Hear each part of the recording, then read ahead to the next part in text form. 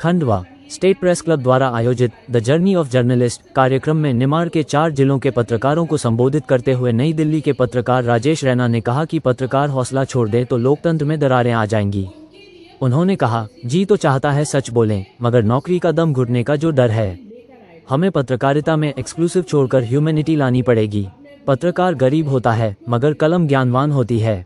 इससे सब कुछ बदला जा सकता है, इसलिए कलम पर गौर करें, पैसे पर नहीं। कार्यक्रम में नेशनल जर्नलिज्म की वरिष्ठ पत्रकार एवं पांचजन्य संपादक सुश्री तृप्ति श्रीवास्तव ने कहा कि वर्ष 2000 के बाद लाइव जर्नलिज्म ने पत्रकारिता की दिशा बदल दी। अब सोशल मीडिया के प्लेटफॉर्म ने कई स्तंभ खड़े कर दिए हैं, लेकिन खोजी पत्रकारिता पर ही सुधी पाठक विश्वास करते हैं।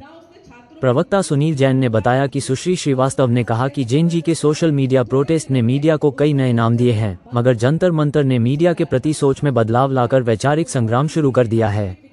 एआई के जमाने में फैक्ट चेक करके काम करने की आवश्यकता है और एआई का स्मार्ट तरीके से इस्तेमाल करना चाहिए।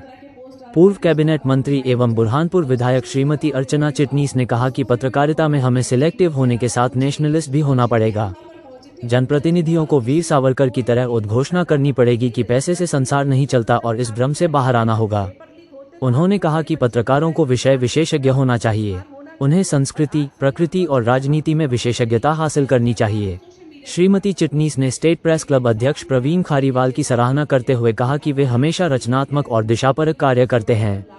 उन्होंने द जर्नी ऑफ जर्नलिस्ट का अगला कार्यक्रम बुरहानपुर में आयोजित करने का आमंत्रण भी दिया। खंडवा विधायक श्रीमती कंचन तन्वे ने कहा कि निमाड़ के 4 जिलों के पत्रकारों का सम्मेलन खंडवा के लिए गौरव की बात है। उन्होंने कहा कि पत्रकारिता समाज को दिशा देने का मिशन है। इसके माध्यम से जनप्रतिनिधियों को रोज काम करने का अवसर मिलता है। श्रीमती तन्वे ने निमाड़ के पत्रकारों को सतत आगे बढ़ाने में सहयोग का आश्वासन दिया।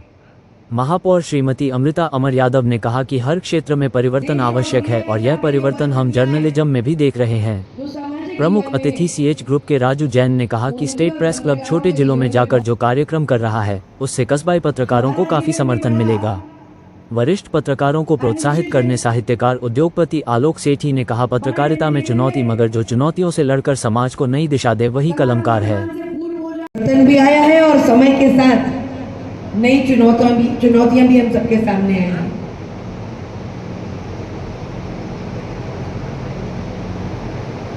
और आज के इस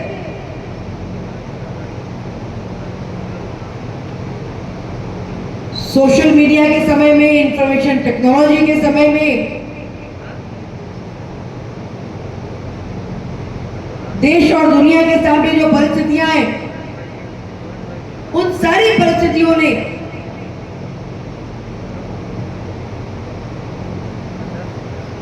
हर क्षेत्र में काम करने वाले के सामने या हर एक व्यक्ति को, हर प्रोफेशनल को, हर सोचने समझने वाले को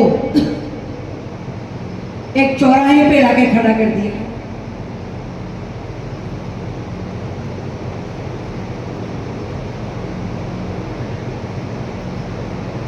अटल जी जैसी बात कहते थे कि इस चौराहे पे अब किस ओर जाए, कहां जाए, ये अपने सामने एक बड़ी चुनौती है। और साथ में अपना व्यक्तिगत जीवन, अपना पारिवारिक जीवन, अपना सामाजिक जीवन, अपना घर संसार, ये दोनों एंड्स को, मीटिंग दिस 2 एंड्स, ये बहुत आसान काम नहीं।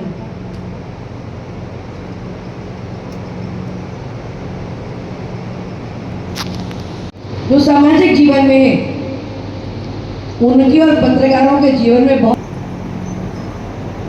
हमारा जीवन भी बड़ा अनिश्चित है, बड़ा टेंटेटिव है। कब आप वर्तमान से पूर्व हो जाए, कब होना चाहिए, क्या नहीं होना चाहिए, उसके बारे में नहीं पता। और सबसे बड़ी तादाद उन्हीं लोगों की थी। जब ये लोग सड़कों पर पहुंचे तो ये नहीं बोल सकती और राजनीतिक नहीं था, ये तो जितने पत्रकार बैठे सभी जानते हैं। उनके लिए वो कोई जेंसी नहीं थे, वो उनके फुट अपनी स्ट्रेंथ दिखाने के लिए लेकर आए थे। और वहां पर जब वो रीले बना बना के अपने वीडियोस डाल रहे थे, क्यों भीड़ बढ़ रही है, एक बच्चा 100 उसने एक रील बनाई आहा आहा करते हुए। क्या उसमें कोई एजुकेशन की बात हुई? क्या उसमें कोई नीट की बात हुई? क्या उसमें कोई शिक्षा सुधार की उसने कोई ज्ञान दिए? फॉलोअर्स या 40-50 उसका उस रील का 100 मिलियन व्यूज है। 100 मिलियन व्यूज आप समझ लो, ये नीट आंदोलन की जीत ही वो 100 मिलियन व्यूज हो गए, जिसमें उसने किसी को कुछ नहीं दिया, ना उसने छात्रों के मुद्दों से कोई सरोकार रखी थी। और इसका असर कैसे पता चलता है?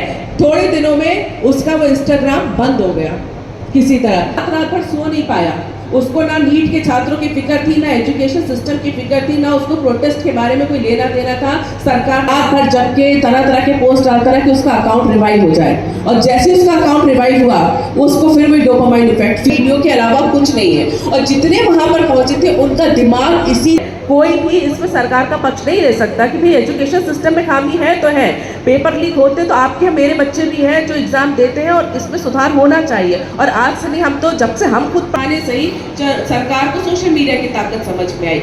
लेकिन साथ ही साथ एक ये चेतावनी भी है कि अगर आप किसी एक ऐसे मुद्दे भीड़ को सड़कों पर लाकर अराजकता फैला सकते हैं तो ये